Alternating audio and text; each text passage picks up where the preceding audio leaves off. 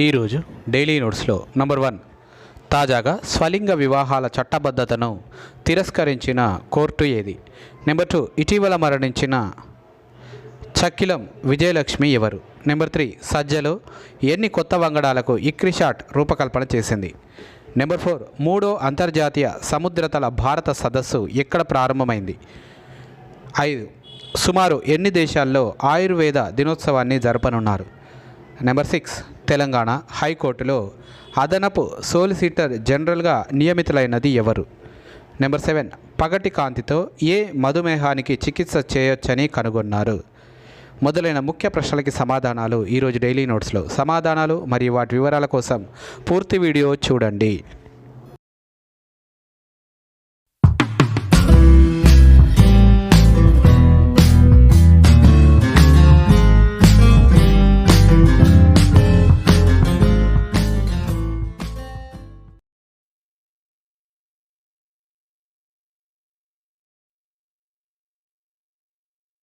Hi friends, daily notes current అఫైర్స్కి స్వాగతం. 18 October 2023 నాటి కరెంట్ అఫైర్స్ నిన్నటి విషయాలతో. డైలీ నోట్స్లో పేజీ నెంబర్ 1 స్వలింగ వివాహాల చట్టబద్ధతకు నో. అది పార్లమెంటు పరిధిలోని అంశంగా స్పష్టీకరణ. 4 వేర్వేరు తీర్పులు వెలువరించిన సుప్రీంకోర్టు పిల్లల్ని దత్తత తీసుకునే హక్కు లేదంటూ 3-2 మెజారిటీతో తీర్పు. స్వలింగ సంపర్కుల వివాహాలకు ప్రత్యేక వివాహాల చట్టం కింద చట్టబద్ధత కల్పించేందుకు సుప్రీంకోర్టు రాజ్యాంగ ధర్మాసనం ఏకగ్రీవంగా నిరాకరించింది. అలాంటిది చేయాలంటే దానికి తగ్గట్టు చట్టాన్ని మార్చే పరిధి పార్లమెంటుకు మాత్రమే ఉందని స్పష్టం చేసింది. కోర్టులు చట్టాలను రూపొందించబోవని, వాటికి భాష్యం చెప్పి అమలయ్యేలా చేస్తాయని వివరించింది. స్వలింగ సంపర్కుల వివక్షకు గురి కాకుండా వారి గురించి ప్రజల్లో అవగాహన కల్పించి హక్కుల్ని కాపాడాలని కేంద్ర రాష్ట్ర ప్రభుత్వాలకు సూచించింది.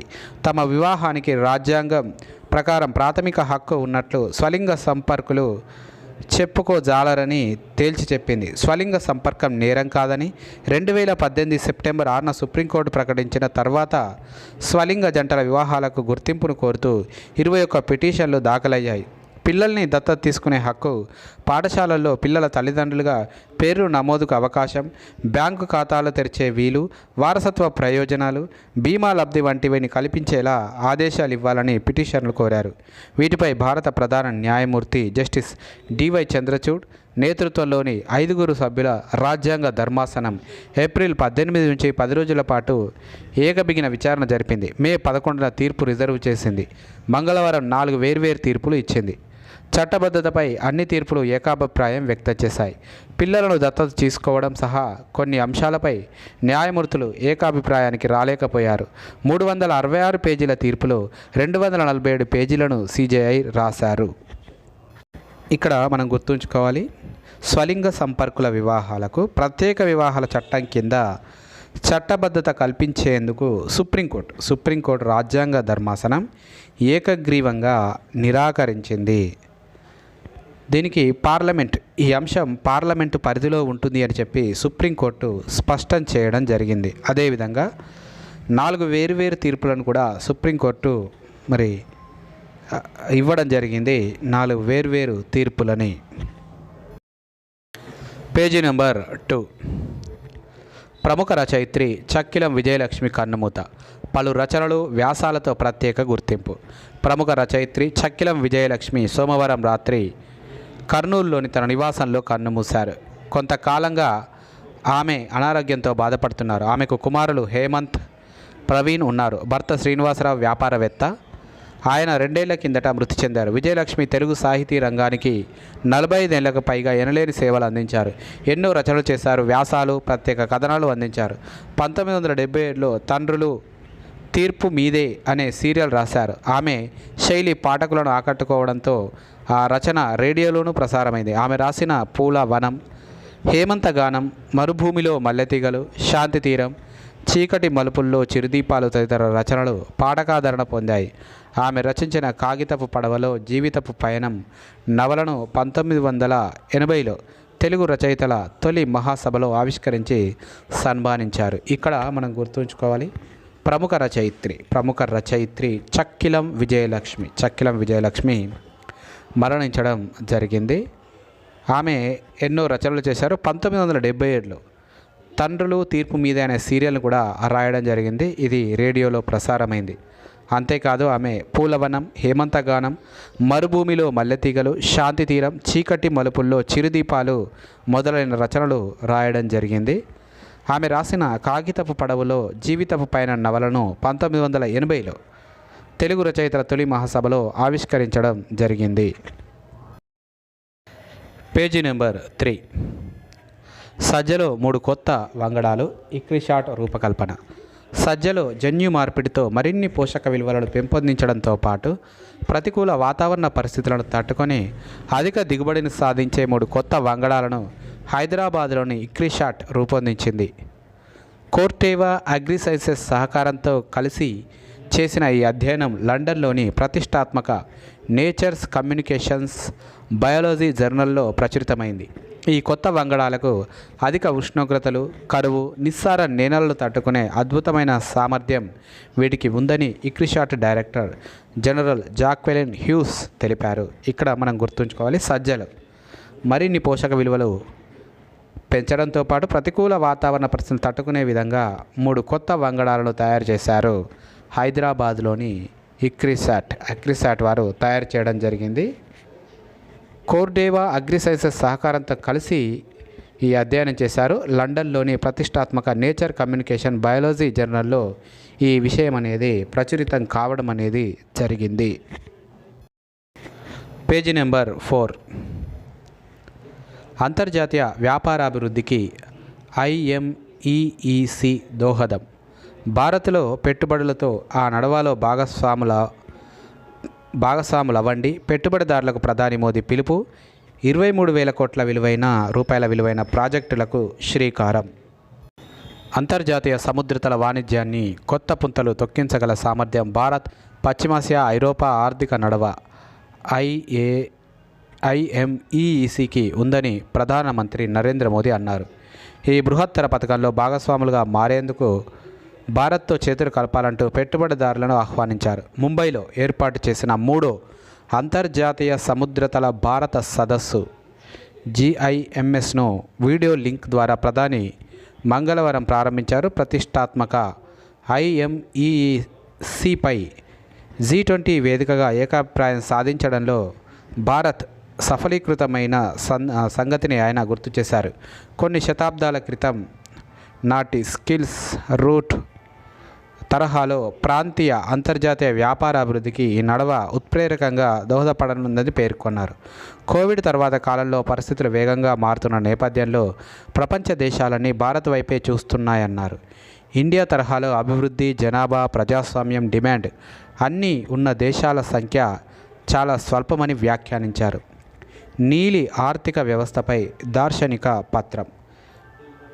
GIMS సందర్భంగా ప్రధాని మోదీ 23,000 కోట్ల రూపాయలకు పైగా విలువైన పలు కీలక ప్రాజెక్టులకు శ్రీకారం చుట్టారు. గుజరాత్లోని దీన్ దయాల్ పోర్ట్ అథారిటీలో 4,500 కోట్లతో నిర్మించ తలపెట్టిన టూనా టెక్రా గ్రీన్ ఫీల్డ్ టెర్మినల్ కూడా అందులో ఒకటి.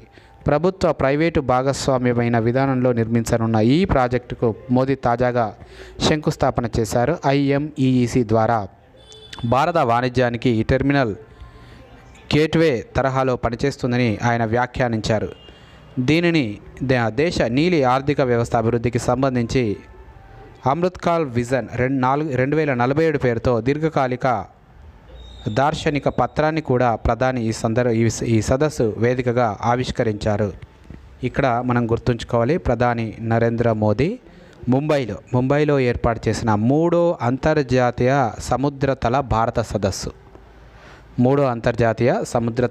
సదస్సు ముంబైలో దీనిని వీడియో ద్వారా అంటే వర్చువల్ విధానంలో ప్రధాని నరేంద్ర మోదీ ప్రారంభించడం జరిగింది. ముంబైలో జరుగుతున్నటువంటి ఈ 3వ అంతర్జాతీయ సముద్రతల భారత సదస్సుని. అదేవిధంగా ఇదే సందర్భంలో ప్రధాని మోదీ 23,000 కోట్ల రూపాయల విలువైన పలు ప్రాజెక్టులకు శంకుస్థాపన చేయడం జరిగింది.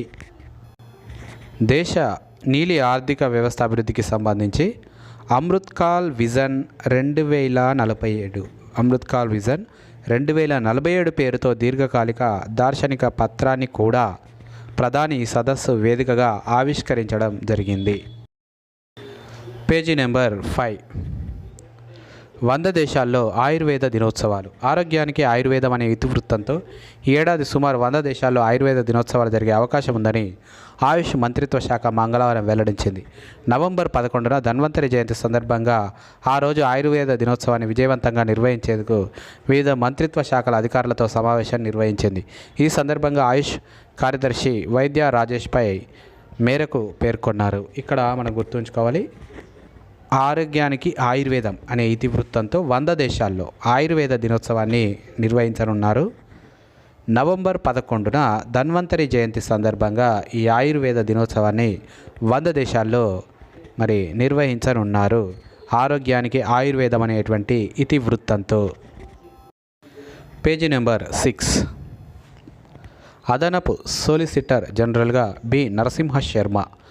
తెలంగాణ హైకోర్టులో అదనపు సోలిసిటర్ జనరల్గా సీనియర్ న్యాయవాది బి నరసింహ శర్మను నియమిస్తూ మంగళవారం కేంద్రం ఉత్తర్వులు జారీ చేసింది. కేంద్రానికి సంబంధించిన కీలకమైన కేసుల్లో ఆయన వాదనలు వినిపిస్తారు.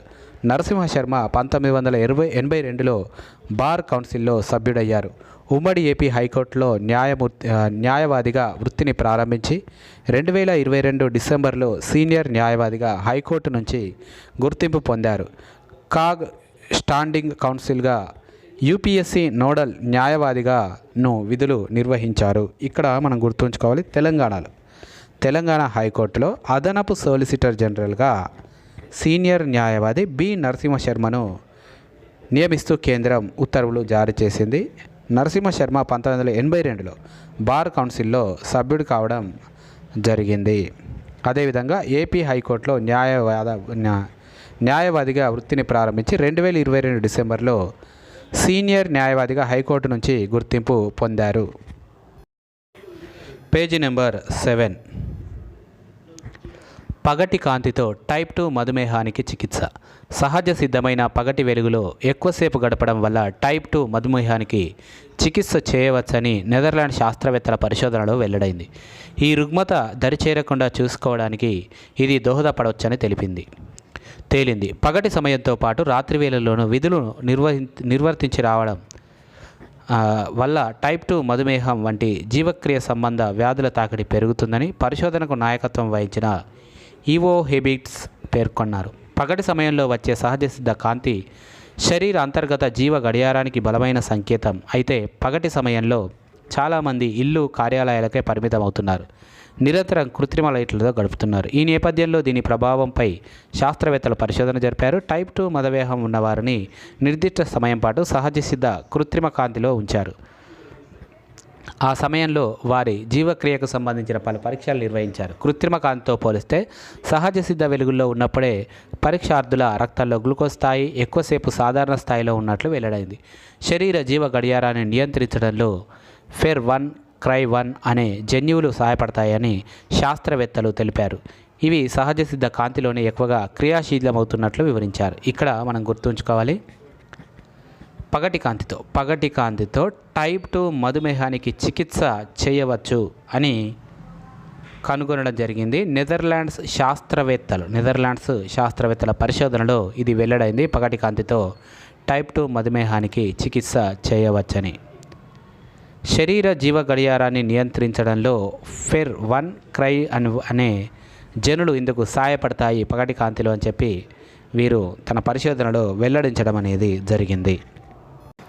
ఈరోజు ప్రశ్నలు జవాబులు. నంబర్ 1, తాజాగా స్వలింగ వివాహాల చట్టబద్ధతను తిరస్కరించిన కోర్టు ఏది?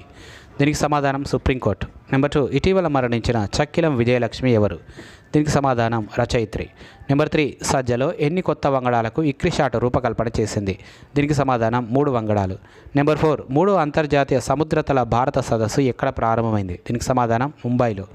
నెంబర్ 5, సుమారు ఎన్ని దేశాల్లో ఆయుర్వేద దినోత్సవాన్ని జరపనున్నారు? దీనికి సమాధానం 100 దేశాల్లో. నెంబర్ 6, తెలంగాణ హైకోర్టులో అదనపు సోలిసిటర్ జనరల్గా నియమితులైనది ఎవరు? దీనికి సమాధానం బి నరసింహ శర్మ. నెంబర్ 7, పగటి కాంతితో ఏ మధుమేహానికి చికిత్స చేయొచ్చని కనుగొన్నారు? దీనికి సమాధానం టైప్ 2 మధుమేహానికి.